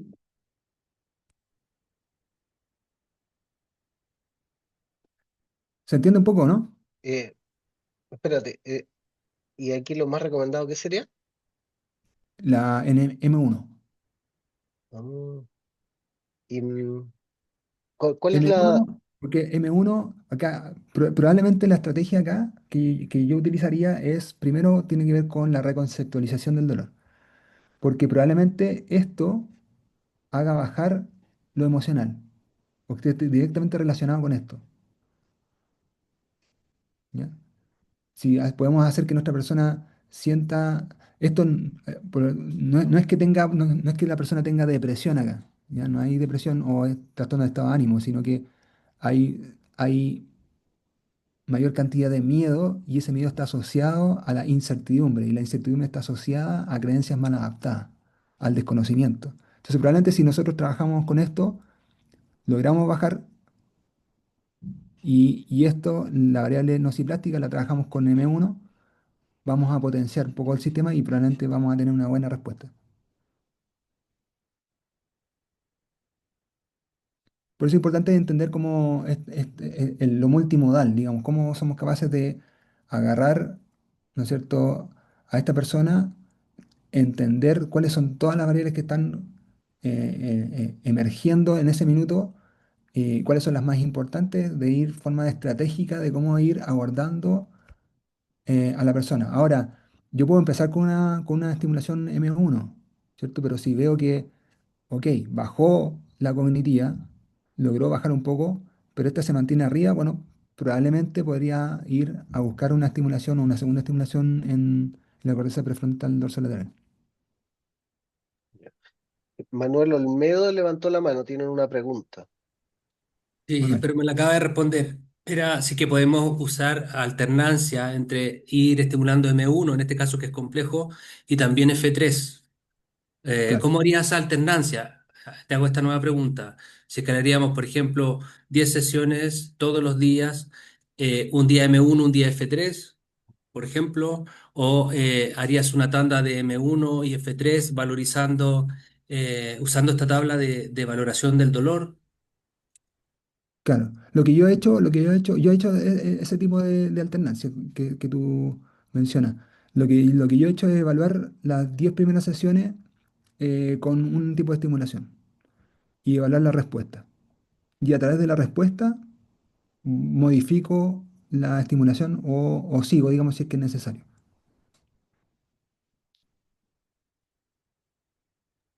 También Tamara está levantando la mano, tiene una pregunta. Tamara. Sí, en el caso de elegir el montaje uno o el montaje 2, porque en los dos casos tenemos que hacerlo en actividad. ¿Hay Ujú. algún cambio que elijas en la actividad que hace el paciente si elegiste el montaje uno o el montaje 2? Em, en general, no, no he hecho cambios en la actividad. Em, por ahí lo que he hecho, por ejemplo, a ver, es que buena tu pregunta, porque se me ha dado, por ejemplo, que pacientes que han tenido una variable cognitiva alta, yo he empezado con una M1, he empezado a hacer reeducación del dolor, ¿cierto? He bajado la reeducación del dolor y he tenido que mantenerme en M1 en el tiempo, pero ya he logrado hacer reeducación y después ya he seguido con actividad física, por ejemplo. ¿Ya? O sea, he hecho montaje M1 con reeducación, ¿no es cierto? Con reeducación del dolor y después he seguido, continuado con M1, pero ya haciendo actividad física. Em, Perdón, ¿reeducación del dolor te refieres a que le hablas al paciente mientras lo tiene puesto? sí, educo, ¿O sí. Le hago una clase Ah, de dolor, sí, ya, entiendo. sí. Se hace una clase de dolor, se hace, digamos, una interacción donde el paciente logra entender. De hecho, los estudios acá hablan de explicar la neurofisiología del dolor. Eso es lo que se hace. Más que actividad física pura. Más que actividad física pura. Y obviamente la actividad física también va con una connotación de aprendizaje. O sea, no es que como ya, son pacientes que necesitan que tú le expliques, ¿no es cierto?, por qué vamos a hacer esto y vamos a empezar así, vamos a ir aumentando tu capacidad, qué sé yo. Necesitan procesar la información. Y nosotros tenemos que hacer que ellos procesen la información en cada momento de nuestras sesiones. Esa es la forma. Tiene una pregunta Lorena Herrera, que levantó la mano, y también hay una pregunta en el chat de Carlos Busto. Ya. Sí, hola. Hola. Este, ahí hay un tema que a mí me encanta, el tema de la parte funcional. Ahí hay un tema de la citoquina. Eh, y la citoquina, como tienen que ver con el sistema neuroinflamatorio, eh, ahí estaba la pregunta anterior también, porque había esta diferencia entre jóvenes y adultos mayores en los resultados, y es porque la citoquina, tanto en los jóvenes, hay más variedad el tema inmunológico que los adultos mayores, que ya el sistema inmunológico está más estable. En cambio, los jóvenes hay un tema hormonal, hay un tema inmunológico mucho más inestable. Entonces, claro, ahí se generan estas variaciones. Y, y mi pregunta es, eh, ¿cómo decir, chicos, se afecta básicamente con el tema de ánimo también? No sé si hay más posibilidad con la más motora y de preparar también el cuerpo. A lo mejor podría funcionar más bajando el nivel de neuroinflamación corporal, mejorando un poco el sistema inmunológico interno y, y después aplicando un poco los TDCS. No te alcancé a escuchar la primera parte porque estaba como medio cortado. La primera parte de la pregunta. Ya, que si, como el sistema de fibromialgia, por ejemplo, que es súper común hoy día, tiene que ver con el sistema inmunológico y el sistema inmunológico con el estado de ánimo, si podemos trabajar primero el estado anímico y después la otra parte. ¿Se ha visto cómo es ese cambio en clínica? Ya, tú dices como trabajar como el estado, las alteraciones del estado de ánimo primero y después utilizar la TSS. Claro, uh-huh. Sí, Claro, o o sea, sea, el estado anímico, la parte prefrontal como para subir el sistema inmunológico y después la otra parte, la parte SC1 o la M1. sí. Bueno, en mi experiencia, los pacientes que tienen trastorno de estado de ánimo son derivados a trabajar con psicólogo, con psiquiatra, si es que es necesario. Eh, pero en la mayoría, en mi experiencia, en la mayoría de los pacientes el trastorno afectivo emocional está muy relacionado a la condición de la persona de dolor persistente, más allá de el ambiente socioambiental que podría estar afectando, ¿ya? Y en relación a Ya. eso, la variable que lejos, la que más, digamos, influencia o está, va a estar alterada es la cognición relacionada al dolor. Y Ya, lo que usualmente se hace es, eh, que yo diría, de los pacientes, de todos los pacientes, del 100% de pacientes que yo atiendo, la variable cognitiva está siempre alta, sobre todo los pacientes con dolor persistente, siempre alta, ¿no? No he encontrado pacientes que son muy pocos los que tú dices como, ah, pero sí, tiene buena cognición adaptada, tu cognición adaptada, tiene buena, digamos, afrontamiento, qué sé yo, tiene buenos recursos, pero son muy, muy pocos, pero la mayoría tiene una cognición mal adaptada y tiene que ver con, muchas veces tiene que ver con la educación en salud. ¿Ya? Nosotros tenemos una educación en salud. ya. En Estados Unidos la educación en salud es de un niño de octavo básico, imagínate acá. Entonces, por ahí, sí, por ahí pasa un gran problema. Ok. Amir, también hay Sí, una pregunta de Carlos Bustos que está escrita acá. Dice, ¿has usado la imaginería motora graduada con TDCS? Y de ser así, ¿cómo ha sido la experiencia? sí, sí lo he utilizado, pero lo he utilizado en pacientes que tienen mucha miedo de habitación. En esos pacientes me ha tocado utilizarla.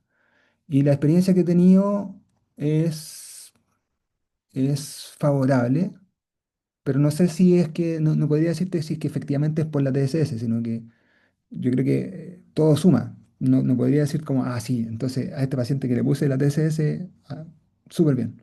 Y este que no le puse, más o menos.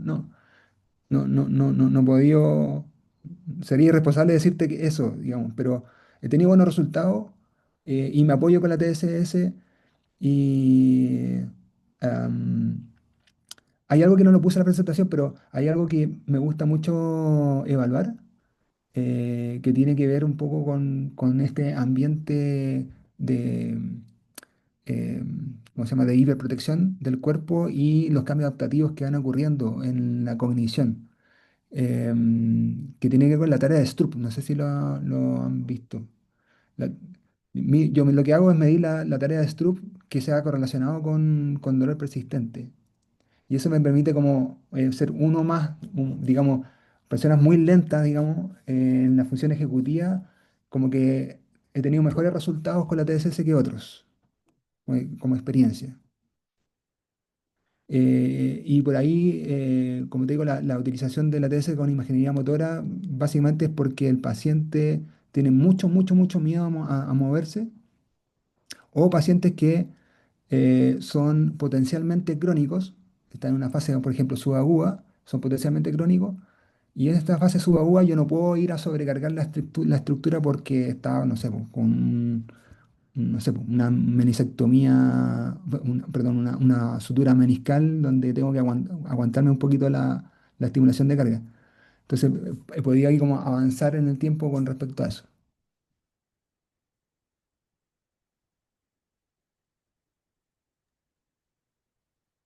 Bien, ¿alguna otra pregunta?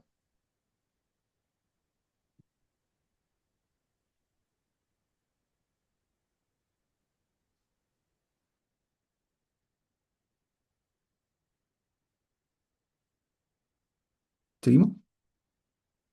Sí, parece que no hay más preguntas. Dale nomás, Ya. Amir. Bueno, les voy a presentar un caso clínico de una paciente donde aplico esto. Ella la conocí hace mucho tiempo, era una paciente acostumbrada al alto rendimiento, estuvo en el CAR levantando pesas, qué sé yo, después se fue a hacer montañismo súper pro ella, ¿ya? Y lamentablemente, por ahí por el año 2015 ella tuvo una rotura del ligamento cruzado anterior, se le hizo una cirugía y cursó con un dolor postoperatorio severo, tuvo una hospitalización prolongada, hizo un síndrome complejo regional, ¿ya? Lo que llevó a rigidez de la articulación y pese al tratamiento que pudimos hacer en un minuto, el avance funcional fue muy pobre en ese tiempo. Le hicieron una segunda cirugía, múltiples intervenciones tuvo. Después tuvo curso con subluxaciones, que se dio a partir, digamos, de esta liberación articular que se hizo en la segunda cirugía.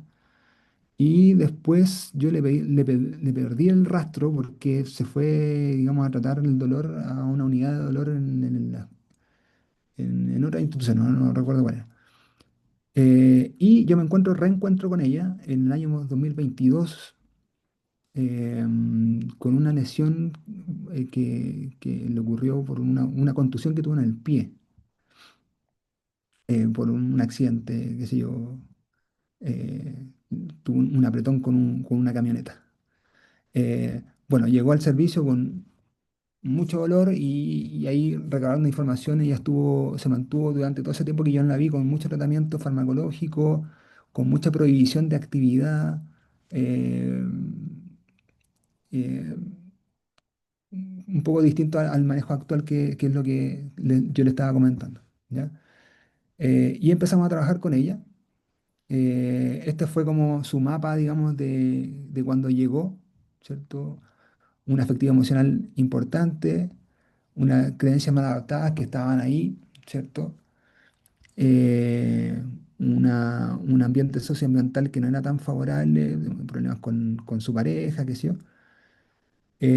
Una desregulación sensorio-motora importante. Tenía un dolor nociceptivo asociado a la lesión que tenía previamente tal, que fue en la misma pierna que tenía la lesión de la rodilla. Presentaba un dolor neuropático, ¿no es cierto?, asociado con adormecimiento, con sensaciones de quemazón, qué sé yo, bien difusas. Y también tenía cambios relacionados a su sistema, ¿ya? De dolor.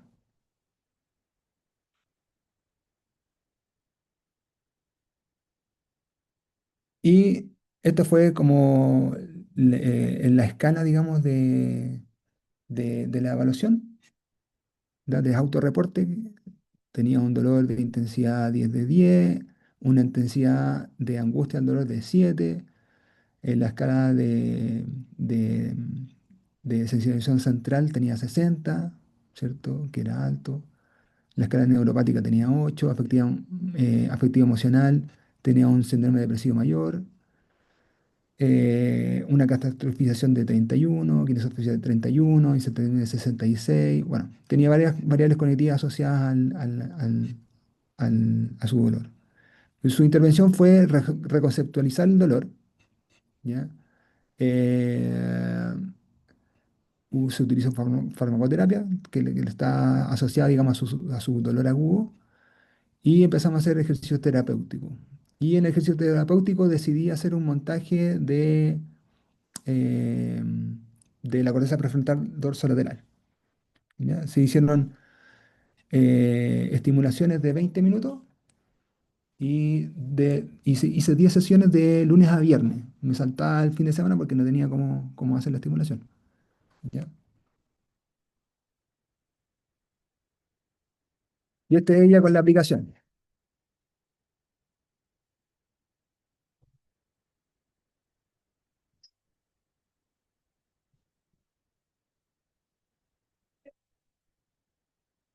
Bueno, esta aplicación fue después de las primeras 10 sesiones. Ya yo hice 10 sesiones con ella donde no utilicé la terapia transcranial, sino que utilizamos, digamos, principalmente reconceptualización del dolor y qué sé yo. Y después de las 10 sesiones, sus segundas 10 sesiones, ya estábamos en trote, y ya habíamos avanzado harto en la parte física, y ya empezamos a utilizar la TDCS. Y los resultados que obtuvimos en el mapa fueron estos,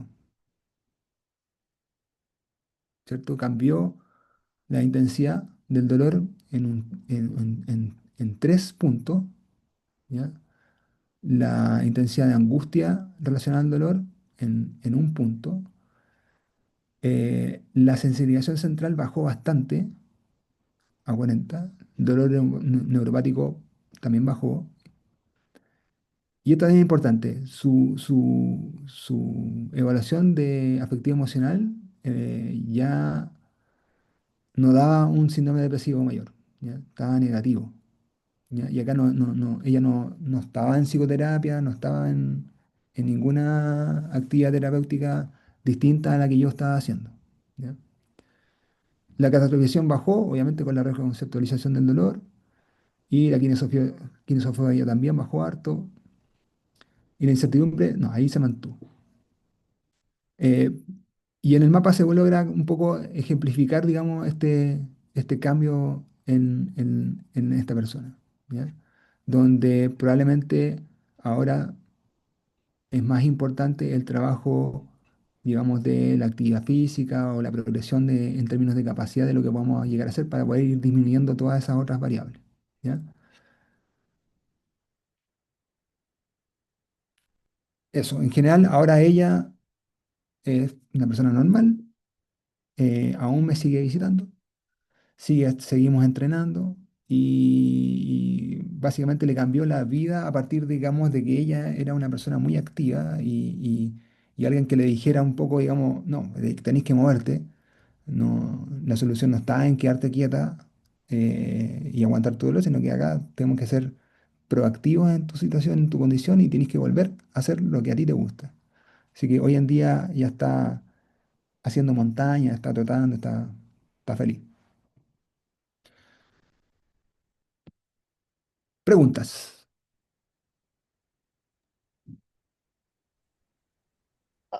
Hay una pregunta de Marcela Figueroa. ¿Todos los resultados con las escalas son mediante software o algunos según rangos e intervalos separados de cada función? ¿Cómo no entendí la pregunta? Que parece que voy a interpretar a Marcela. Ya. Que parece que está preguntando si este test que permite hacer esa gráfica radial es un solo software o son pruebas separadas, es decir, se aplica el test de Tampa por separado con un Mm. formulario aparte y así. Es eso, ¿cierto? Sí, sí, sí, sí. Sí, Entonces, son eso formularios pregunta, si es una batería que tú aplicas con test separados que tú los claro, aplicas, digamos, yo manualmente, uso o si es un esto. software que integra todo. No, no, no. No, yo les paso a los pacientes, les paso los links de los enlaces para que respondan ahí por los cuestionarios de Google, Mm. esta encuesta. Los que son autoadministrados. Los que son autoadministrados, sí, los que son autoadministrados. En general son pacientes que buscan esta atención un poco más, o sea, si le paso a cualquier paciente 8, digamos, enlaces para que conteste, me van a mandar a la punta del cerro. Pero estos pacientes son como, entienden un poco la necesidad y qué sé yo. Yo creo que es bueno hacerlo porque de alguna manera uno cuantifica un poco más. Ahora, en general, en la práctica clínica uno no hace todo esto, o la batería de esto, yo lo hago para netamente entender y ser un poquito más objetivo dentro de la subjetividad, digamos, que tiene todo, digamos. Pero en la práctica clínica, el entendimiento de este mapa y la capacidad que nosotros tenemos de poder ir llenando en términos de intensidad cada una de las variables respecto del relato que tiene el paciente cuando nosotros estamos hablando también es importante. Y a la medida que tenemos más experiencia, somos capaces, digamos, de poder integrar este mapa un poco más fácil, digamos, que tener que hacer toda la batería de, de cuestionarios. Ya, buenísimo, sí, queda respondida la pregunta.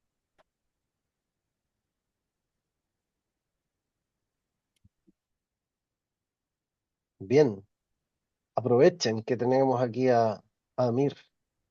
Ah. Carlos, tienes cara de preguntamiento. Sí, o sea, sí es una pregunta, la verdad, es que me queda la duda de por qué no utilizar la TDSC, la corriente continua, en patologías de dolor agudo, que netamente no se use en pacientes con dolor persistente. Sí, yo creo que es una modulación más que puede afectar de manera positiva al sistema. Eh, no sé si no lo usan netamente porque la guía o los protocolos lo hablan de esa forma, o netamente por un tema de tuyo, o es básicamente porque las guías clínicas orientan a pacientes con dolor persistente solamente. Es un poco lo que les comentaba recién. El fundamento de utilizar la TSS en el dolor tiene que ver con facilitar, ¿no es cierto?, una reorganización de algo que se desadaptó. En el dolor agudo no tenemos esa desadaptación, por lo tanto, colocar una TSS para modular el dolor es como, tendríamos que hacer como una potenciación de la actividad inhibitoria, por ejemplo, descendente, digamos, Ujú, ujú. ¿cierto? Un poco pensando en eso. Eh, pero no se ha logrado encontrar como efectos relacionados justamente a eso, a esa vía, ¿ya? Ya, perfecto. Pero, o sea, igual en teoría tú lo puedes usar, po. Ahora Sí, tú lo puedes usar, pues, pero que se muestre un efecto asociado a eso, claro, porque en eh, el fondo, tal vez, por ejemplo, un dolor agudo es necesario que esté, pues, ¿no? sí. Un dolor agudo es necesario que esté, y es necesario que esté porque es nuestro sistema de protección. De hecho, tenemos en los E15, digamos, la persistencia de la sintomatología está por sobre, digamos, del tiempo de reparación del tejido. Mm, Nosotros sentimos dolor, por ejemplo, en las 2 primeras semanas y ahí para adelante la estructura sigue dañada y somos mm. capaces de seguir funcionando. Entonces, por ahí como suprimir ese dolor agudo tal vez es contraproducente, ¿no? Y dentro de eso mismo, porque también me surge la duda, por ejemplo, en los pacientes con dolor con hombro congelado, donde la etapa aguda, las primeras etapas son más dolorosas, eh, ahí como que también me genera ese vínculo, es decir, ¿por qué no utilizar esta corriente en estos pacientes que están muy agudos, cosa que genera un efecto modulatorio, y dentro del plazo, cuando se caracteriza como paciente con dolor persistente sobre los 3 o 6 meses, también me genera esa como un cuestionamiento, pero yo creo que hay que probar nomás. Sí, puede ser que haya efectos positivos, pero no, como te digo, como que va más, acuérdate que no es como la TMS tampoco, ¿cachai? Ahí se genera despolarización, se generan potenciales de acción. Acá no, pues acá es una facilitación de estado, ¿ya? Sí, Entonces, perfecto. mm, Hay Vale, más vale. preguntas. Tamara Remenick tiene una pregunta y también Manuel Olmedo. Yo te quería preguntar si en base, o sea, si en tu experiencia lo has utilizado en protocolos distintos a 5 veces a la semana, 10 días. O sea, si los has usado, no sé, lunes, miércoles, viernes, como tratando de acoplar un poco más a veces a la clínica de los pacientes. Si lo has hecho y qué efecto has visto. sí, sí lo he hecho. Hay muchos pacientes que no, por distintas circunstancias no pueden asistir todos los días. Sí, Y igual uno hace la estimulación, ¿no? Nosotros sabemos que mientras más estímulo, más repetitivo y vamos a tener un mejor efecto por el tema de potenciación de largo plazo. Y puede ser que ese tiempo se atenúe, ¿no es cierto?, en relación a si tenemos o sea, una ventana muy larga. Pero sí he hecho, pero no podría decirte si es que efectivamente los buenos resultados están asociados a la utilización de la TSS. Pero sí, sí. sí se hace. Manuel Olmedo también tiene una duda. Y bueno, mi pregunta va más o menos en la misma dirección, pero en cuanto a un uso aislado, es decir, una sesión, cuando uno identifica dentro de los factores de riesgo del paciente, ese paciente que viene a terapia, pero ocurrió un evento en su vida, por ejemplo, que lo hace más propenso a bajar ese umbral doloroso, que hay de utilizarlo en una sesión Yo sé que a lo mejor lo has hecho, yo lo he hecho, pero no quiero, yo he tenido buenos resultados, pero no quiero sesgarme, entonces quería saber tu opinión.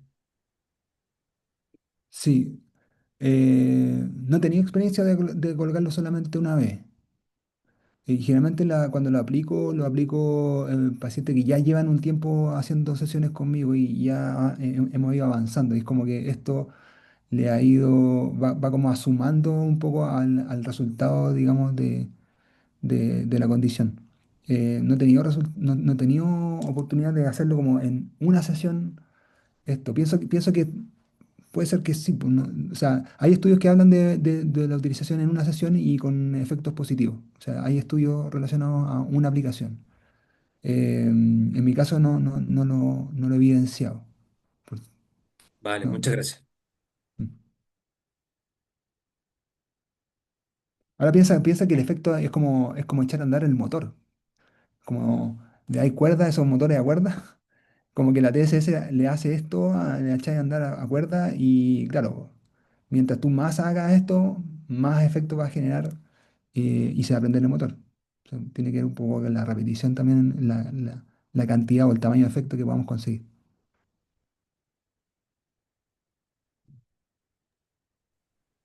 Muy bien. ¿Alguna pregunta adicional? Sí, yo por acá, Julio. Buenas noches a todos los presentes. Oye, súper interesante la presentación. Como podemos ver, el enfoque, sobre todo en el manejo del dolor, a diferencia de otras patologías que revisamos con el uso de la TSS, es mucho más multifactorial. O sea, hay que considerar muchos otros elementos que están más allá del dolor. O sea, el tema de la citoquina, el estado de la salud mental. Y en relación a eso mismo, considerando que también la TSS se usa para el manejo de depresión y otros trastornos del ánimo. ¿Hay algún estudio en el que se vayan como alternando, por ejemplo, los, los arreglos de los electrodos más enfocados al dolor, más enfocados hacia el trastorno del ánimo? ¿Hay alguna información sobre eso? Sí, pues hay evidencia. Donde más se ha estudiado la TSS en dolor persistente y en síndrome depresivo. Y los montajes cambian. Aunque neurofisiológicamente se comparten muchas alteraciones fisiológicas del dolor persistente con el síndrome depresivo mayor. eh, la, la aplicación en el síndrome depresivo es una aplicación más frontal, bifrontal, la que más se utiliza. También se utiliza la corteza prefrontal dorsolateral también, pero hay harta evidencia respecto de la utilización. Hay el otro. Mientras estabas en la presentación y comentaste varias veces y parece importante, y señalaste más de una oportunidad, que aquí en el caso del manejo del dolor, es súper importante como el estado funcional, o sea, el estado de actividad del cerebro, en términos de si yo lo que quiero es inhibir o aumentar la excitabilidad. Eh, y también hay, ¿cómo se llama? Eh, Algunos genes que están relacionados, por ejemplo, con la mayor o menor predisposición a presentar, por ejemplo, diabetes. Así que quizá utilizarlos como, además de las escalas de evaluación, eh, como marcadores quizá de pronóstico. Por ejemplo, si tengo un paciente que no tiene diabetes, pero identifico que hay ciertos factores con estas evaluaciones que tú realizas, que se realizan en clínica, en que pudiera afectar el resultado final. O, eh, por ejemplo, otro alcance que se me ocurre, de quizá alinear o modificar el manejo farmacológico de estos pacientes, considerando que hay algunas interacciones. Porque lo que estamos tratando de hacer con la TDCS es eh, como corregir aquellos procesos adaptativos negativos que generan nuestro sistema nervioso, pero que con el tratamiento farmacológico actual tenderían estos tratamientos a mantenerlos o a generar quizá un problema para el uso de la TSS. Entonces, quizás también nos podría servir como para buscar nuevas alternativas con que trabajen también con fármacos, para buscar generar de nuevo como esta reorganización, esta mejora en la adaptación del sistema nervioso.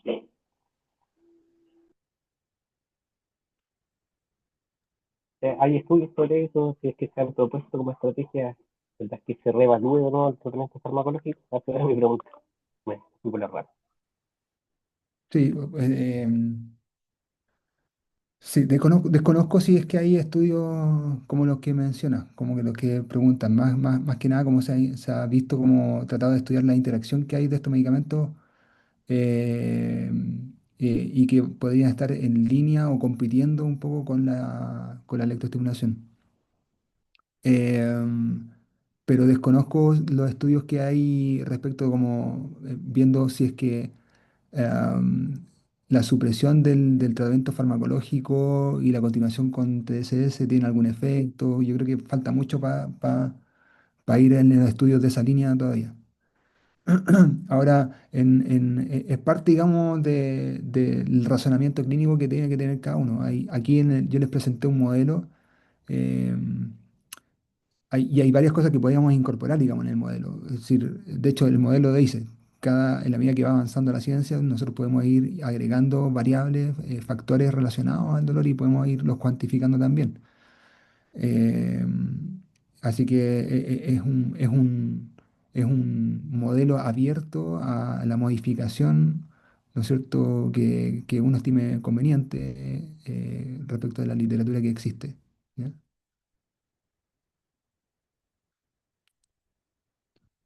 No sé si respondí ahí un poco la pregunta.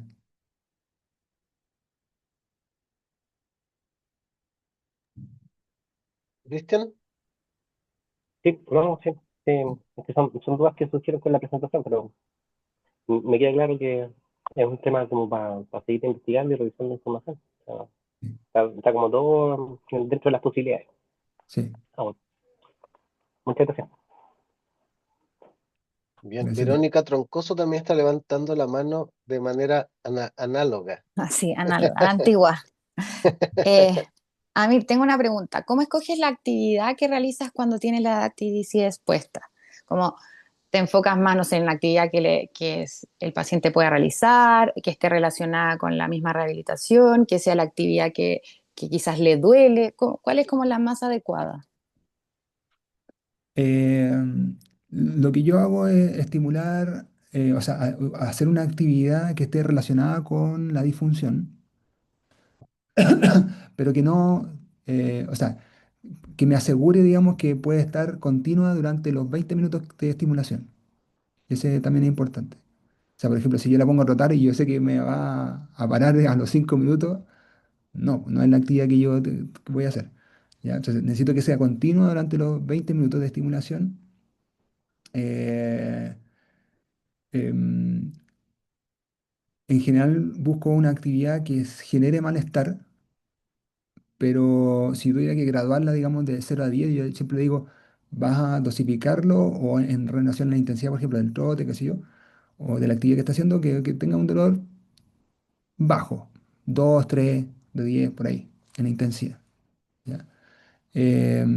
Eso, y cuando hay variables cognitivas o más afectivas emocionales, ocupo, digamos, un poquito más de otro tipo de tareas. He utilizado, por ejemplo, eh, el jugar, digamos, con estas aplicaciones de, mm, del test de Stroop, ¿no es cierto? Aplicaciones celulares y le pongo la estimulación. También he hecho ese tipo de actividad para facilitar la inhibición, en el fondo, el control inhibitorio. Gracias. Eh,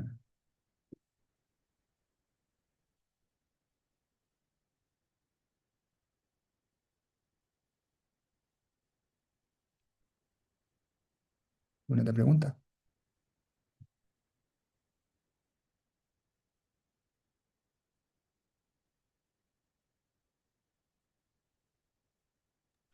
Yo tengo una pregunta, otra más. Carlos, sí. Eh, si tiene alguna experiencia en usuarios con cefalea cervicogénica o primarias, que creo que he revisado investigaciones de que hay evidencia en la baja en la frecuencia, si bien no en la disminución, y donde el tratamiento, obviamente, de primera línea es la farmacología. No sé si has tenido alguna experiencia con el uso de la estimulación eléctrica en estos casos.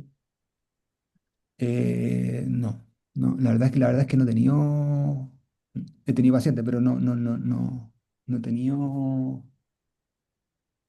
pacientes crónicos de esta condición para utilizar la TSS.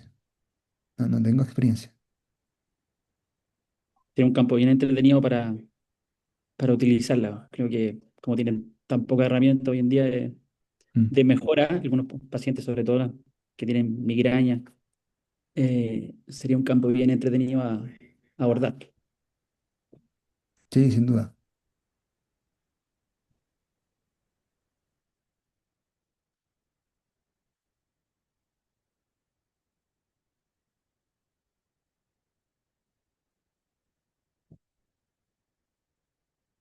Ah, hay una pregunta aquí en el chat. Ya, ¿Hay alguna experiencia en usuarios con cefalea cervicogénica o primarias? es la misma que hizo Carlos recién. Ah, sorry.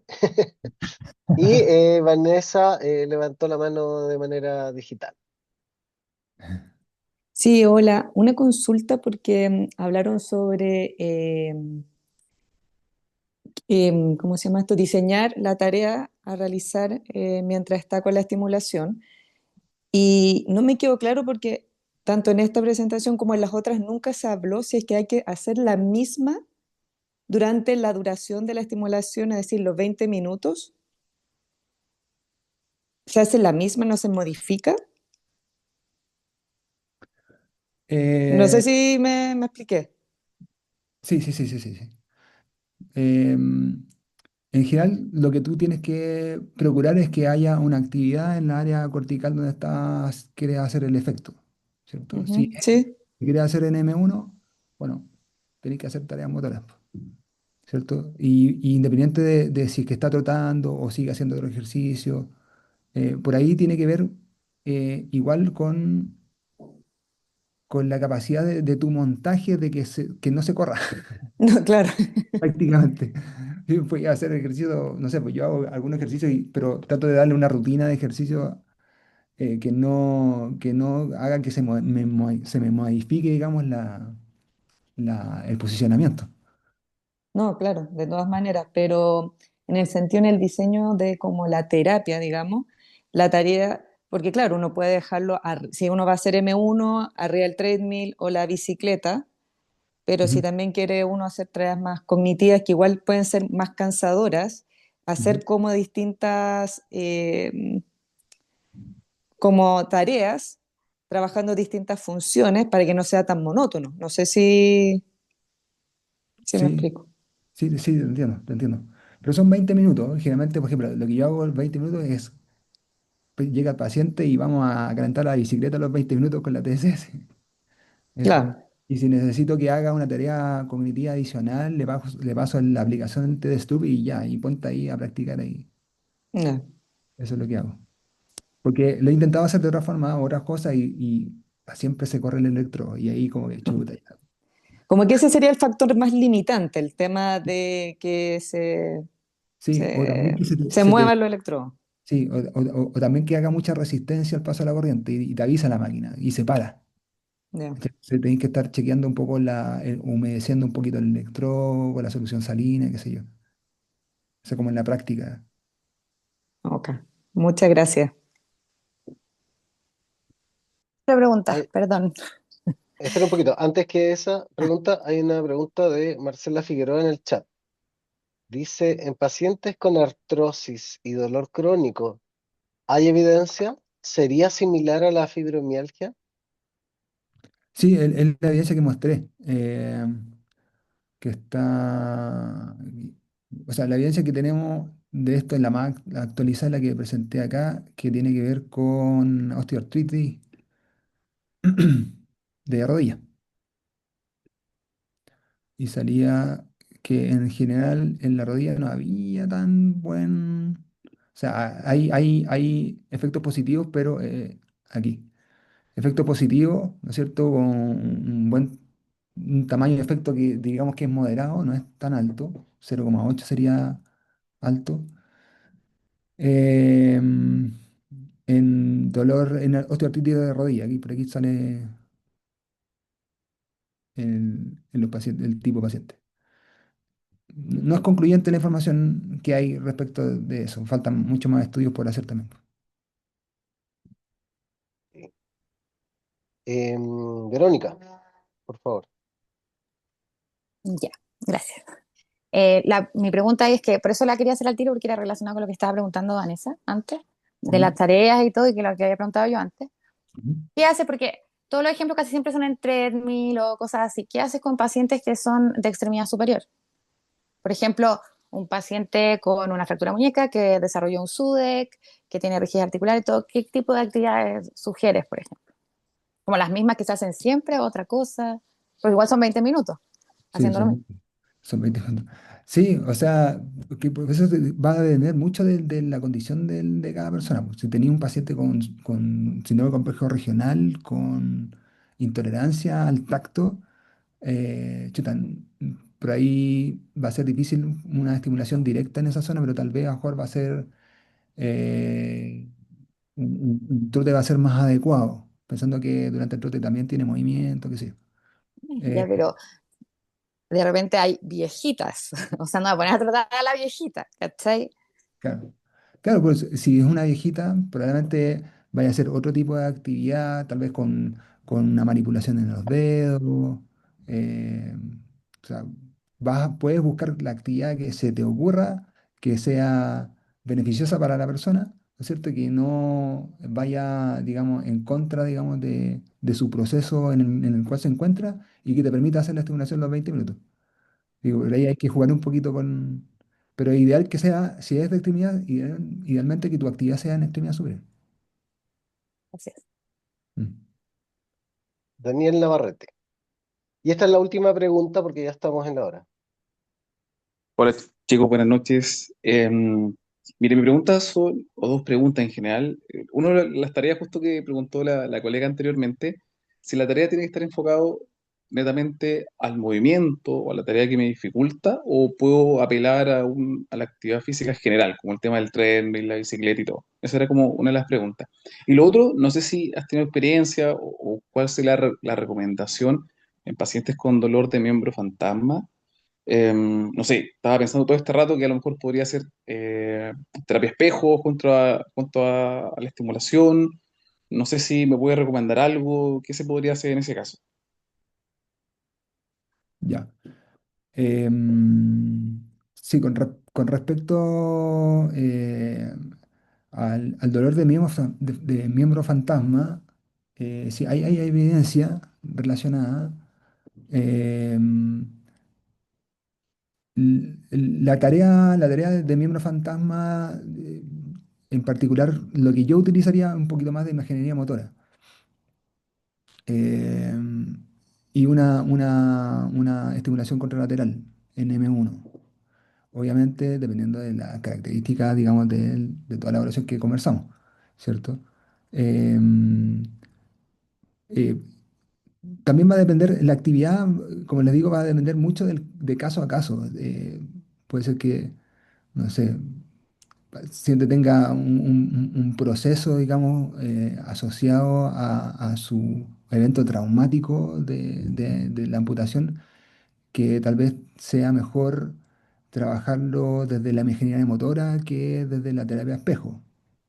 ¿Ya? O si bien no presenta ningún problema, digamos, asociado a esto, todavía podrías ir eh, yéndote un poquito a trabajar un poquito la desensibilización eh, respecto a la cognición eh, con una terapia de imaginería motora.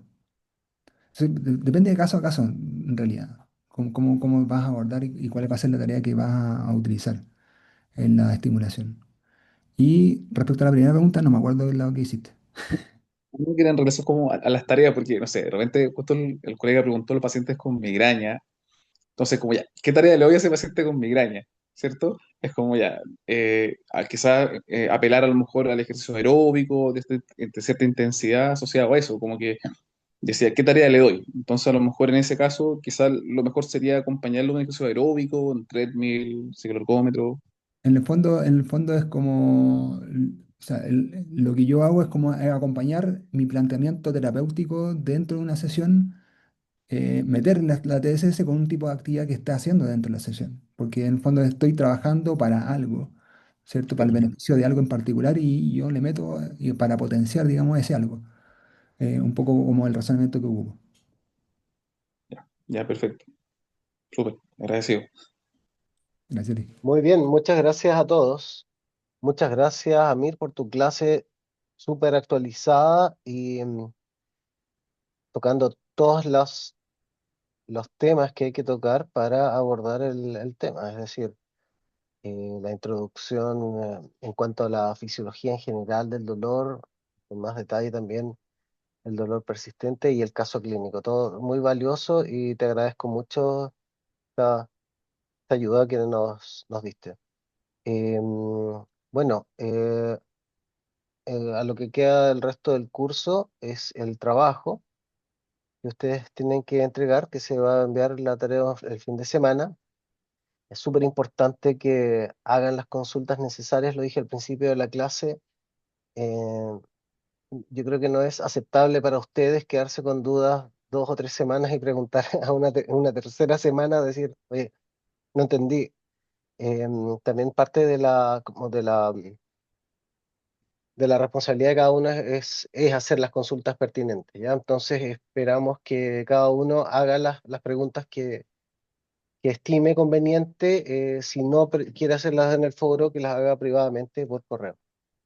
Pero nuestra intención es que la mayor claridad posible en cuanto a los temas, pensando que somos un grupo tan heterogéneo, ¿ya? En este mismo momento aquí todos los que estamos en la clase, cada uno se dedica a diferentes disciplinas.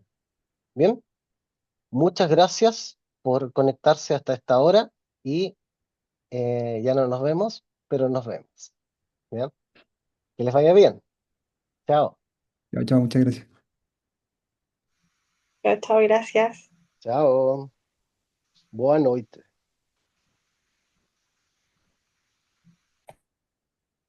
Chao, Amir, muchas gracias. Chao, chao.